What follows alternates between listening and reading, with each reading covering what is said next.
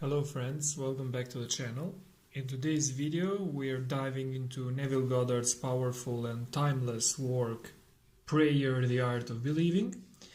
This amazing book reveals the true nature of prayer, not as begging or pleading, but as a creative act of belief and imagination.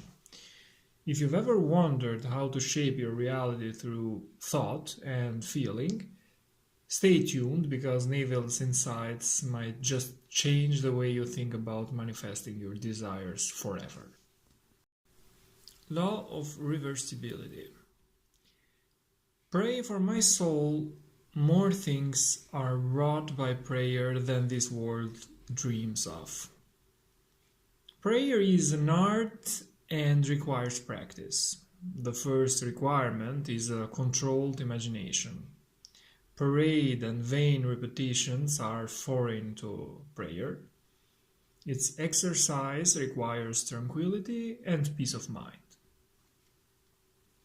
The ceremonies that are customarily used in prayer are mere superstitions and have been invented to give prayer an air of solemnity.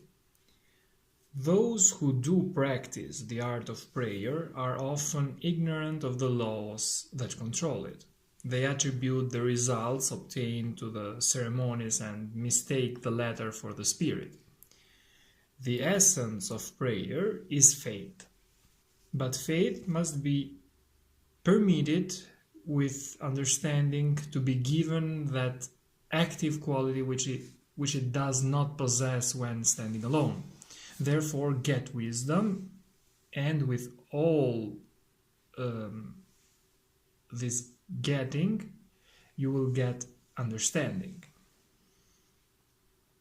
The universal law of reversibility is the foundation on which its claims are based. Mechanical motion caused by speech was known for a long time before anyone dreamed of the possibility of an inverse transformation, that is, the reproduction of speech by mechanical motion.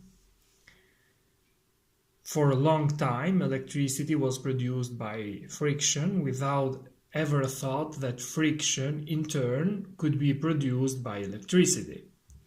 Whether or not man succeeds in reversing the transformation of a force, he knows, nevertheless, that all transformations of force are reversible. If heat can produce mechanical motion, so mechanical motion can produce heat.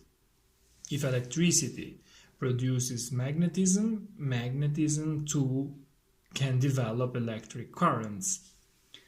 Cause and effect, energy and matter, action and reaction are the same and interconvertible. If your realized prayer produces in you a definite feeling or state of consciousness, then, inversely, that particular feeling or state of consciousness must produce your realized prayer. Because all transformations of force are reversible, you should always assume the feeling of your fulfilled wish. You should awaken within you the feeling that you are and have that which heretofore you desired to be and possess. This is easily done by contemplating the joy that would be yours were you able to accomplish your objective, so that you live and move and have your being in the feeling that your wish is realized. The feeling of your wish fulfilled, if assumed and sustained, must objectify the state that would have created it. This law explains why. Faith is the substance of things hoped for, the evidence of things not seen. Assume the feeling of your wish fulfilled and continue feeling that it is fulfilled until that which you feel objectifies itself. If a physical fact can produce a psychological state can produce a physical fact. If the effect can be produced by the cause, then inversely the effect can be produced by the cause. Dual nature of consciousness. A clear concept of the dual nature of man's consciousness must be the basis of all true prayer. Consciousness includes a subconscious as well as a conscious part. The infinitely greater part of consciousness lies below the sphere of objective consciousness. The subconscious is the most important part of consciousness. It is the cause of voluntary action. The subconscious is what a man is. The conscious is what a man knows. The conscious and subconscious are one, but the subconscious is greater than the conscious. Goddard writes, I, objective consciousness of myself, can do nothing. The Father, the subconscious, he does the work. The subconscious is that in which everything is known, in which everything is possible, to which everything goes, from which everything comes, which belongs to all, to which all have access. The whole of creation is asleep within the deep of man and is awakened to objective existence by his subconscious assumptions. Within that blankness we call sleep, there is a consciousness in unsleeping vigilance, and while the body sleeps, this unsleeping being releases from the treasure house of eternity the subconscious assumption of man. Prayer is the key which unlocks the infinite storehouse. Prayer modifies or completely changes our subconscious assumptions, and a change of assumption is a change of expression. The conscious mind reasons inductively from observation, experience, and education. It therefore finds it difficult to believe what the five senses and inductive reason deny. The subconscious reasons deductively and is never concerned with the truth or falsity of the premise, but proceeds on the assumption of the correctness of the premise and objectifies results which are consistent with the premise. This distinction must be clearly seen by all who would master the art of praying. Prayer, the art of believing what is denied by the senses, deals almost entirely with the subconscious. Through prayer, the subconscious is suggested into acceptance of the wish fulfilled, and reasoning deductively, logically unfolds it to its legitimate end. Thought and feeling, fused into beliefs, impress modifications upon it, charge it with a mission, which mission it faithfully executes. The conscious mind originates premises, the subjective mind unfolds them to their logical ends. Your unexpressed convictions of others are transmitted to them without their conscious knowledge or consent, and if subconsciously accepted by them, will influence their behavior. The subjective mind is completely controlled by suggestion. Imagination and faith. Prayers are not successfully made unless there is a connection between the conscious and subconscious mind of the operator. This is done through imagination and faith. Goddard writes, everything that can be seen, touched, explained, argued over is to the imaginative man nothing more than a means, for he functions by reason of his controlled imagination in the deep of himself, where every idea exists in itself and not in relation to something else. In him there is no need for the restraints of reason, for the only restraint he can obey is the mysterious instinct that teaches him to eliminate all moods other than the mood of the fulfilled desire. Imagination and faith are the only faculties of the mind needed to create objective conditions. The faith required for the successful operation of the law of consciousness is a purely subjective faith and is attainable upon the cessation of active opposition on the part of the objective mind of the operator. It depends on your ability to feel and accept as true what your objective senses deny. Having mentally heard with all the distinctness of reality that which you wanted to hear, and having thrilled to the news heard, return to objective consciousness. Your objective conversation must awaken what is affirmed. It is not a strong will that sends the subjective word on its mission, so much as it is clear thinking and feeling, the truth of the state affirmed. When belief and will are in conflict, belief invariably wins. Not by might nor by power, but by my spirit, said the Lord of hosts. It is not what you want that you attract what you believe to be true. Therefore, get into the spirit of these mental conversations and give them the same degree of reality that you would a telephone conversation. Imagination is the beginning of the growth of all forms, and faith is the substance out of which they are formed. By imagination, that which exists in latency or in a sleep within the deep of consciousness is awakened and is given form. The cures attributed to the influence of certain medicines and places are the effects of imagination and faith. The curative power is not in the spirit that is in them, it is in the spirit in which they are accepted. The subjective mind is completely controlled by suggestion, so whether the object of your faith be true or false, you will get the same results. According to your faith, be it done unto you, for all things are possible to him that believe. Confident expectation of a state is the most potent means of bringing it about.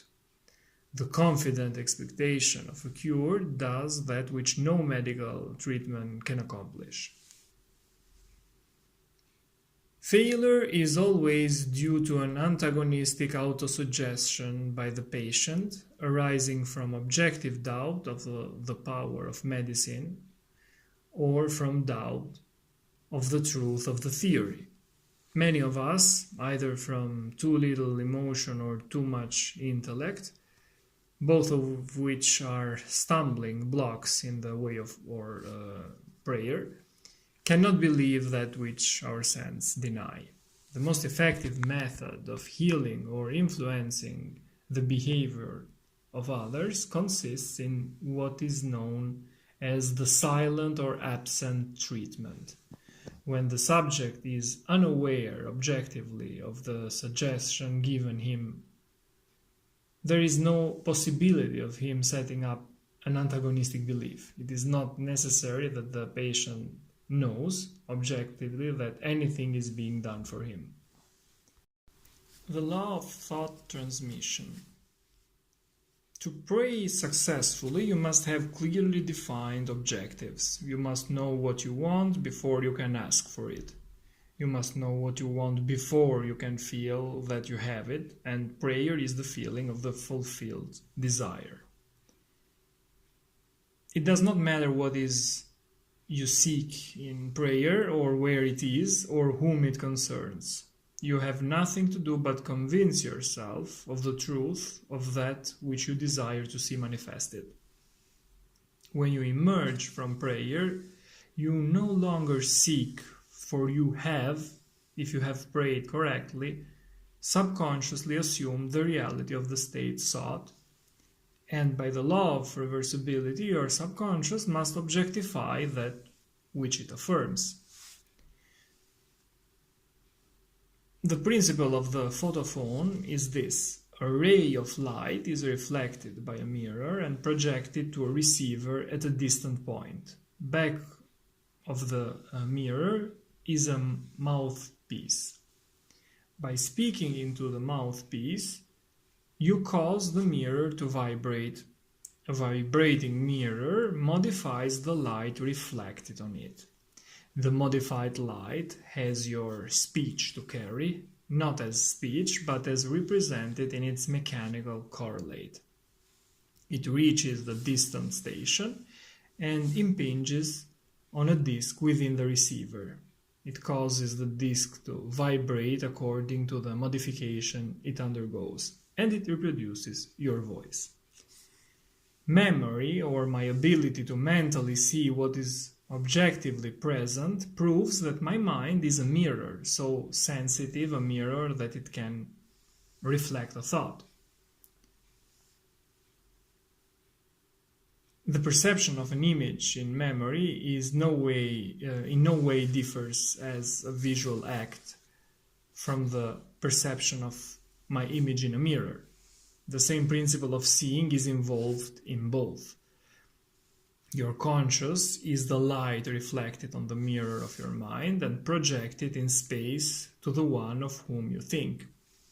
By mentally speaking to the subjective image in your mind, you cause the mirror of your mind to vibrate. Your vibrating mind modifies the light of consciousness reflected on it. The modified light of consciousness reaches the one toward whom it is directed and impinges on the mirror of his mind. It causes his mind to vibrate according to the modification it undergoes. Thus, it reproduces in him what was mentally affirmed by you. Your beliefs, your fixed attitudes of mind constantly modify your consciousness as it is reflected on the mirror of your mind. Your consciousness, modified by your beliefs, objectifies itself in the conditions of your world. To change your world, you must first change your conception of it. To change a man, you must change your conception of him. You must first believe him to be the man you want him to be and mentally talk to him as though he were. All men are sufficiently sensitive to reproduce your beliefs of them. Therefore, if your word is not reproduced visibly in him toward whom it is sent, the cause is to be found in you, not in the subject. As soon as you believe in the truth of the state affirmed, results follow. Everyone can be transformed, every thought can be transmitted, every thought can be visibly embodied.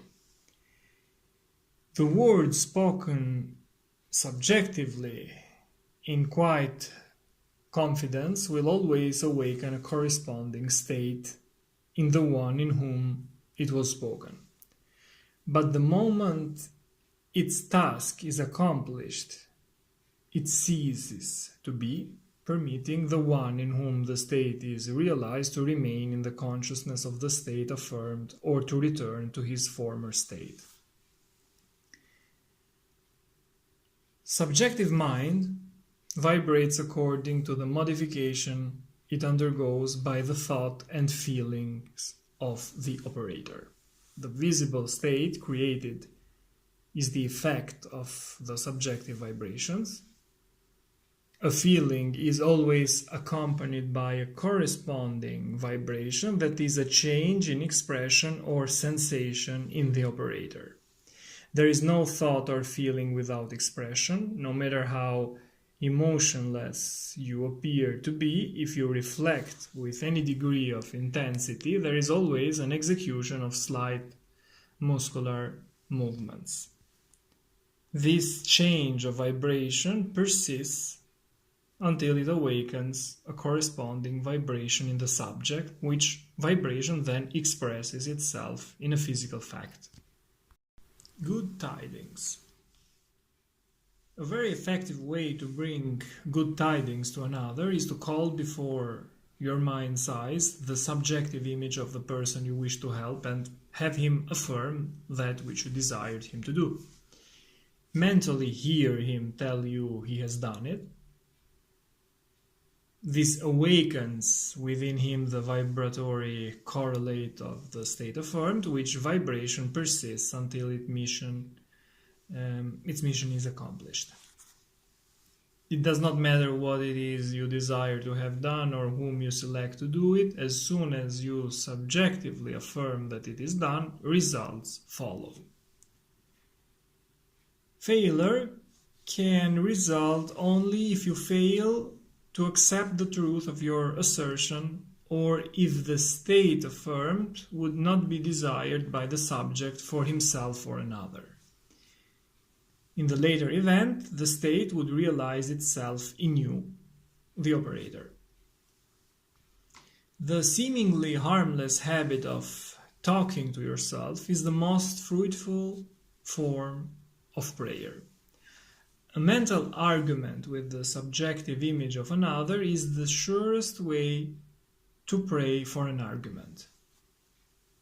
If the state desired is for yourself and you find it difficult to accept as true what your senses deny, call before your mind's eye the subjective image of a friend and have him mentally affirm that you are already that which you desire to be. This establishes in him, without his conscious consent or knowledge, the subconscious assumption that you are that which he mentally affirmed, which assumption, because it is unconsciously assumed, will persist until it fulfills its missions.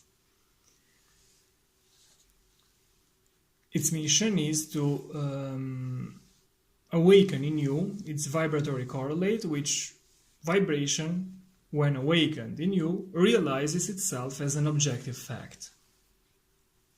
Imagination is the beginning of creation.